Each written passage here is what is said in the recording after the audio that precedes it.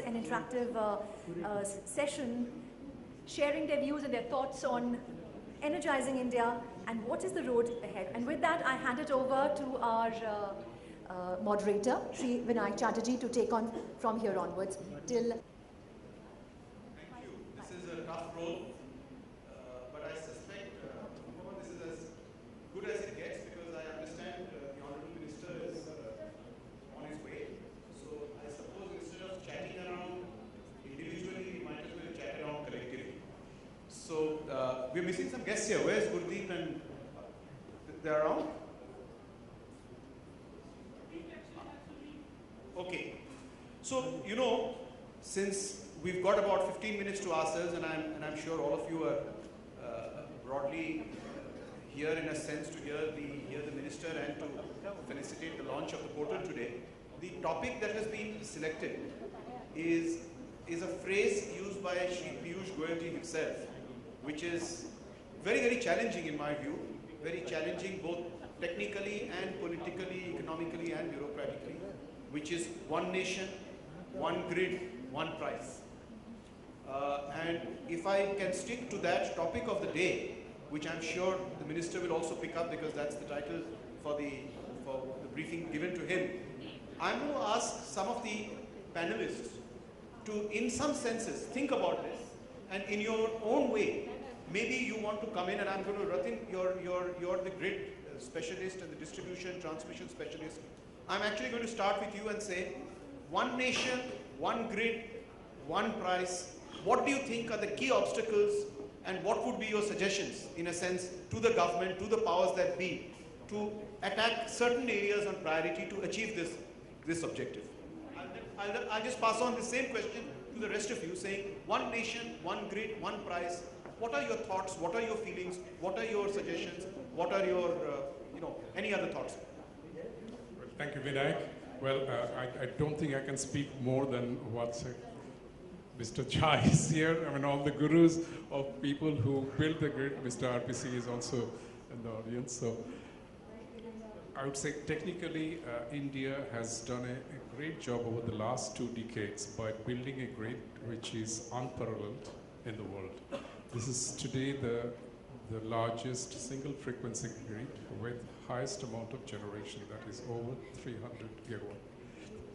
And that is a marvelous achievement. To go forward to your question, the next thing that needs to happen is to have the fluidity of the grid of the power flow across the 5 regions of India. So that's the challenge, where today theoretical capacity is about 46 gigawatt. So by 2017 we should be plus 60, and then by 2022 the national plan is to be around 124 gigawatt. So by that time the grid generation capacity will be 420 gigawatt plus. So in this next 5 to 6 years transformation, when the power flow liquidity improves significantly, at the technical level we have solved the problem. The next stage of one price across India is more dependent on how we transport this power from the national grid level to every state in India. And that is where I believe we have the #1 challenge in the country. And precisely we are dependent on the states and thereby the state discoms. And as we all know, with more than 4 lakh crores of losses and equivalent amount of debt, today's Uday program is the savior. So we hope sincerely that Uday actually increases their demand. Today we have more suppressed demand than actual demand, and thereby we as a country, we still have a per capita which is below 1,100 units. So we have a long way to go. So I would say that if we can improve the demand from the state discoms and thereby utilize the national grid in a much more effective manner, then everything else is in place, in fact, and therefore we can see a remarkable transformation. Anupama just showed me an SMS from the Honourable Minister. He expects to be here at 8 o'clock. So I think he's just driving in from Habitat where he got stuck. So we have 10 minutes to ourselves, and I suppose the three of you can very, very happily use the time productively. So over to you, sir, and then we. Thank you. I completely agree with my earlier speaker. There are people who have built the grid, Mr. RPC, Mr. Jha, Mr. Bajaj. I think technically one nation, one grid, we are, I think, extremely close. But if you ask me about the pricing, that poses a lot of legal and regulatory challenges. I'm not saying that it cannot happen, but we need to overcome those challenges and barriers as we have in moderator says. First of all, a federal setup where this is a concurrent subject. So it is not just up to a regulatory commission in Delhi or elsewhere to decide on the price which can be uniform across. B, the issue of subsidy and cross-subsidy, which are different across various states. I mean, there has to be a mechanism, A, at the legal level, B, at the regulatory level, and third, something like the oil pool account that we have, which ensures price stabilization across or uniformity across the country. I think which takes care of different VAT rates and different states. So I think that is what needs to be done, and I'm pretty sure that the kind of reforms that have been put in place, whether it is the Uday scheme or large number of other Deen Dayal Upadhyaya, which is strengthening the distribution system. I think once we focus on the wires and other things, and we are able to technically provide that kind of one nation, one grid, including the distribution network, I think then some work needs to be done on the regulatory as well as the financial stabilization part. There seems to be a consensus emerging that the technical challenge is less important than the pricing, regulatory, and the state level challenges. But that is to be expected. Over to you, sir. As it has been said that there are a large number of challenges, but by making changes in the regulatory framework and taking care of the technical parameters, we can think of one grid. One grid has, that the dream of one grid has already started happening. I still remember 5 years back when there was a problem with the flow of power from one grid to another grid. Like in Western grid, the price of the power used to be, say, 1.5 rupee, 2.5 rupee. And in Southern region, it used to be 5 rupees to 7 rupees. So that was the difference between the price in different grids. That has already been brought down because of the connectivity between the grids, more transmission lines coming in. And today, if we look at the excesses, various excesses in the grids, the prices which are prevailing, more or less same, from 2 rupees to 3 rupees in all the grids, whether it's Southern grid, whether it's Western grid or Northern grid. So to some extent, by taking care of the infrastructure issues of laying down lines and allowing more flow of power, that issue has been taken care of at a primary level. There are other issues also involved, like various states have their own duties and charges. So those also impact different prices in different states. Like let's say duty varies from state to state. Some states don't charge, some states charge very high amount. And there are many other issues also like taxes. There are a large number of coal-based power plants in various states. Some are closer to coal mines, some are far away from coal mines. Transportation issue increases the cost of power generation from power plant to power plant. Some of the states also charge entry tax, some of the states charge forest tax. There are a large number of different taxes and duties which are charged for power to power. Now, so each power plant has a different price power generation. Each power plant sells differently. The grid based on the grid lines have a different pricing and the problems and the restraints. Then every state, based on its own efficiency, availability of local grid lines, the losses, the accountability at the local level also determines the price from state to state. So once we decide to have one grid, which is happening now, and I feel that after 5 years' time, it should be very easy to say that the whole country is now one grid. But having one price will take a little longer time. It requires a very close cooperation and coordination among all the states. As it has been mentioned that we should have some kind of oil pool account where if there are losses somewhere more, losses somewhere less to take care of or iron out these kind of differences, then one price. So it's a good idea, but it will take a little longer time. But it's quite laudable. It's possible. Another advantage of one price will be today the industry gets attracted to a state where the electricity price is low, where the consumption of power is very high in a particular industry. So sometimes it brings its own inefficiencies because the project is set up based on just electricity alone and other factors being the same. So it has its own inefficiencies built in because of the differing electricity prices in different states. So it's a good concept and it'll take a little time, but it's quite workable. Mr. Maru did cover part of what I was about to say. It's something that we have various states and state government control the transmission. It is not the grid which can predict the transmission, distribution, where the tariff structure comes to play. I would suggest that it will be very difficult. I would rather suggest to get into the generating mode first. Let there be a central generator rather than first going in for a common tariff. What I mean by central generator is our chairman NTPC is not there. I remember a long time back when NTPC was formed, we had a lot of debates on why we have to have a central government undertaking looking after one or two projects somewhere far off on the eastern region or in the northern region. So all of us had doubts when NTPC came into being. And now today, over a period of time, they have umpteen number of power plants spread all over India, and they are doing very well, and it's considered to be one of an efficient organization. So at least the tariff for cost on a cost plus basis for NTPC is very well defined. And in the similar fashion, if you have a mini sort of regional NTPCs, that is a northern NTPC, a southern NTPC, eastern and western NTPC, where all the generation is pooled in by these central undertakings so that the state don't have any role to play.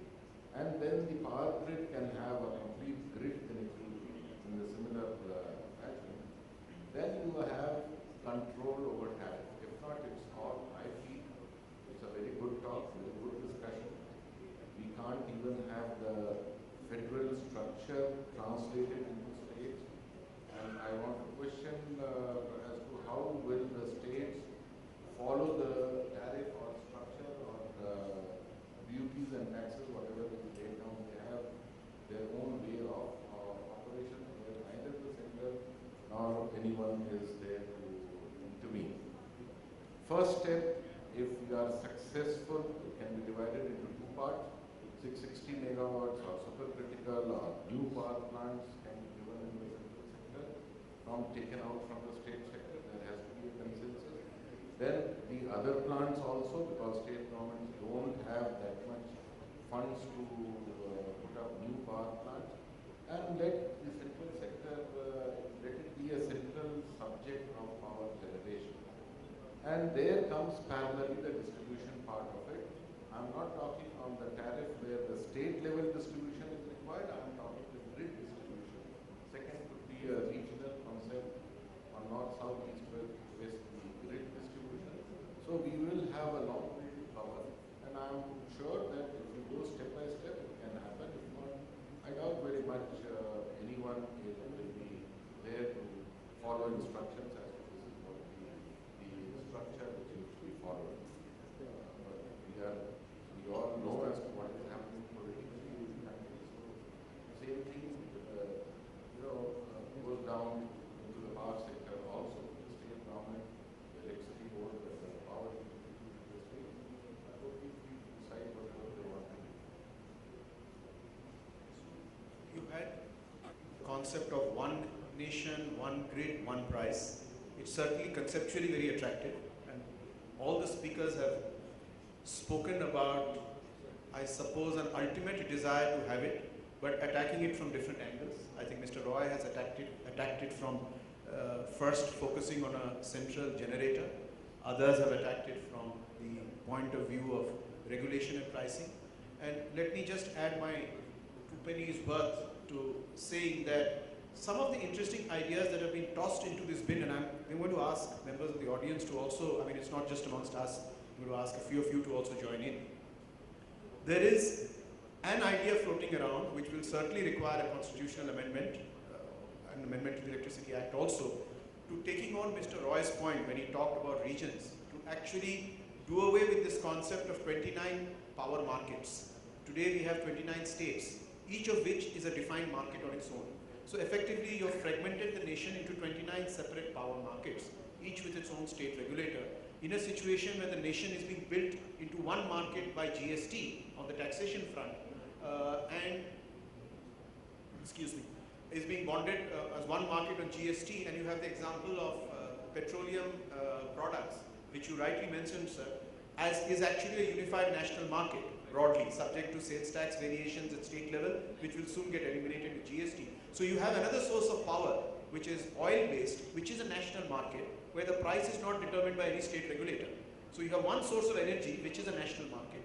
You have GST, which is creating a national market from the taxation angle, and you have power sector, which is 29 separate fragmented markets, each doing its own number, based on often the whims of the political processes, as Mr. Roy has pointed out. So one of the ideas, I'm just building this up to say, one of the ideas that are floating around, a little radical maybe for its time, is to examine whether we need 29 state regulators, or should we have 5 regional regulators, north, south, east, west and northeast, so that at least you are able to depoliticize the tariff processes. In fact, in this time's economic survey, there's a whole chapter devoted by the Chief Economic Advisor, Dr. Arvind Subramania, on certain hilarious aspects of tariff setting, that you have even separate tariff codes for mushroom farms and rabbit farms in a particular state in the country.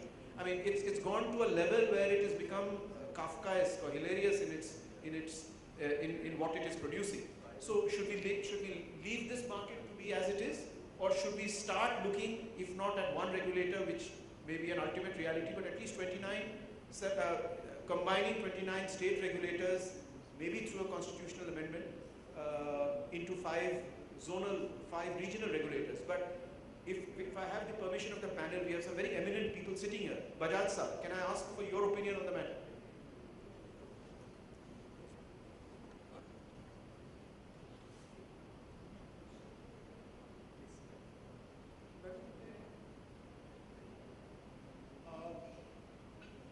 Good evening, ladies and gentlemen.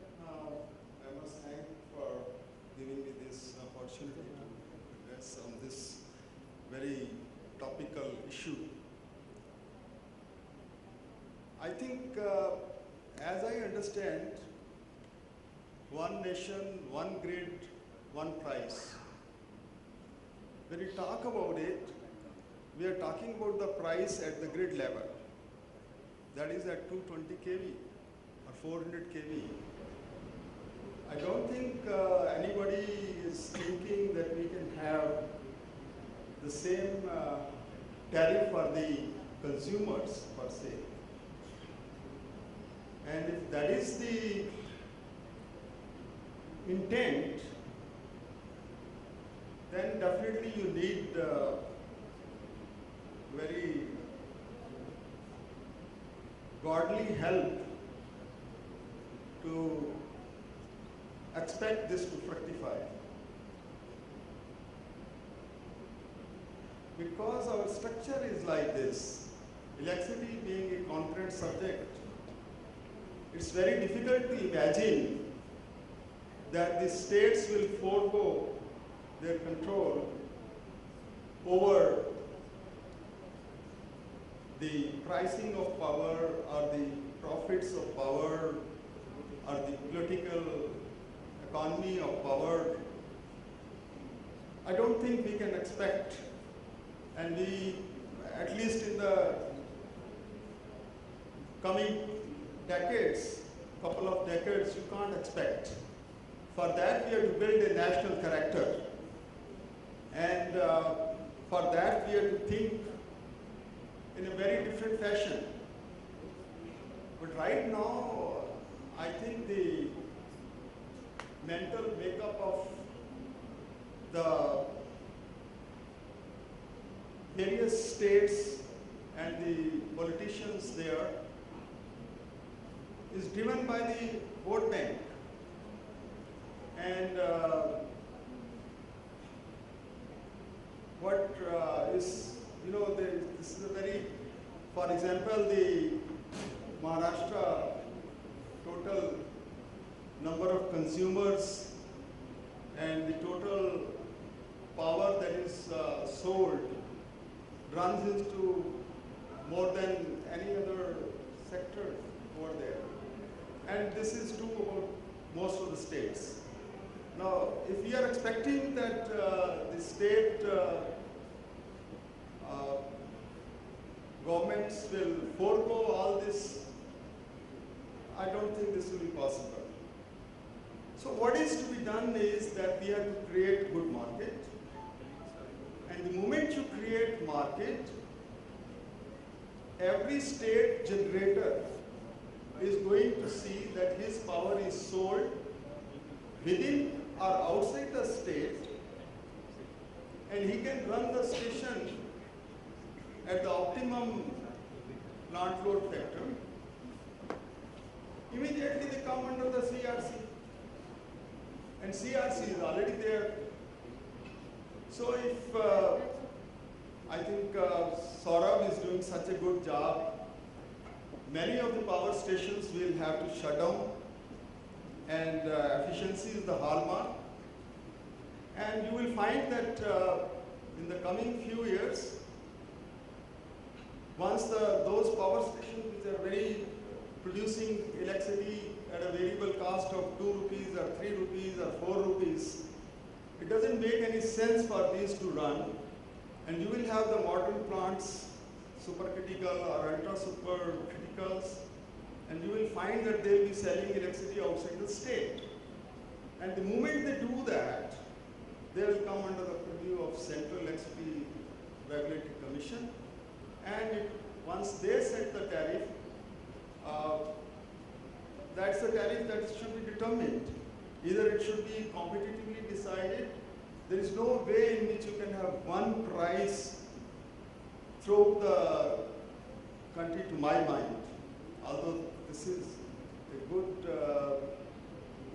thought that we can sell like any other product like oil or petroleum product, that you have one price. Because these are entirely different things. Electricity, simultaneously you have to use it. Petrol, diesel, other products you can store. So to my mind, if you have to have efficiency, if you have to have competition, if you have to have continuity of supply, if you have to have business interests in this field of power, asking for one price, to my mind, is asking for inefficiencies in the system. I think there are other areas that we should tackle. I welcome one grid, but thinking of one price, to my mind, that's not probably the intent also. One price means that yes, this price, you will have the power exchange, for example. So there is one price at a particular moment.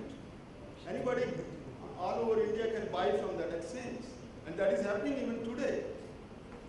So why, I'm sorry, I'm taking a lot more time. No, please. I don't want to monopolize this discussion. But this is my view. It may be different, it may not be liked by some of us. But I'm not against producing more power, having more investments in power, ensuring that there is efficiency, and technically we know how to achieve it. Thank you very much. Thank you for so readily agreeing to come up. I think that was very, very sporting of you. So now that you have set the trend, I'm going to ask, please be careful, sir. One nation and one grid. It is the reality. It is not. We are already interconnected. All the regions are interconnected. Of course, it has the limited capacity from transmitting from one place to other place. It always do. It cannot be the infinite capacity. And today, the capacity is good enough to transfer the power. But as far as price is concerned, this totally agree with us that price what we are referring is only exchange rate, which is only 5 to 6% of the total generation. If the cost of production of generation is different at different locations, how it can be the same? Unless it is the compulsion to sell, there is no demand. Unless it is the compulsion to sell it because there is no transmission corridor enough at once. That's why sometimes this is good for the slogan, but it cannot happen. Even technically also it is not designed. Suppose Tamil Nadu has the total load of 10,000 megawatt. Out of this 10,000 megawatt, 7,000, 8,000 megawatt they meet from the local generations in the southern agency. 2,000-3,000 megawatt they import. Suppose the local generation cost is more. They want to now to save the money, they want to import entire power from this. First of all, making the transmission system so big is not desirable. Second thing, what will happen to all this generation which is lying there? Thirdly, the security of the grid.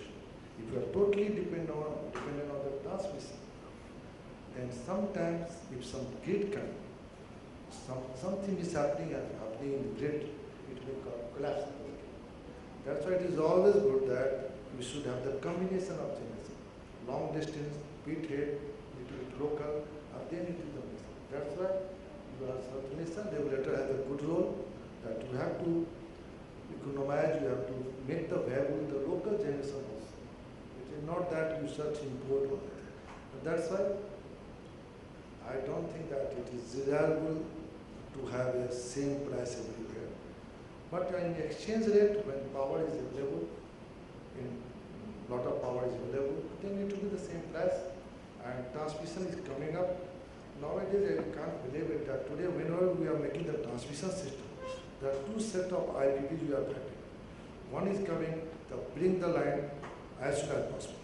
Others are saying, don't bring the line because my generation will be shut down. That is the situation is coming up. Transmission is the really enabler. It is good thing happening. Only what I feel that nowadays, when the transmission is there, price is the same means there will be same range of price. Let's suppose there is a 3 rupees price, maybe in Chhattisgarh it will be the 2 rupees 50 paisa, maybe in Tamil Nadu it will be 3 rupees 15 paisa plus minus, and that will be called the same price. That I think this is the aspect I want to say. Thank you very much.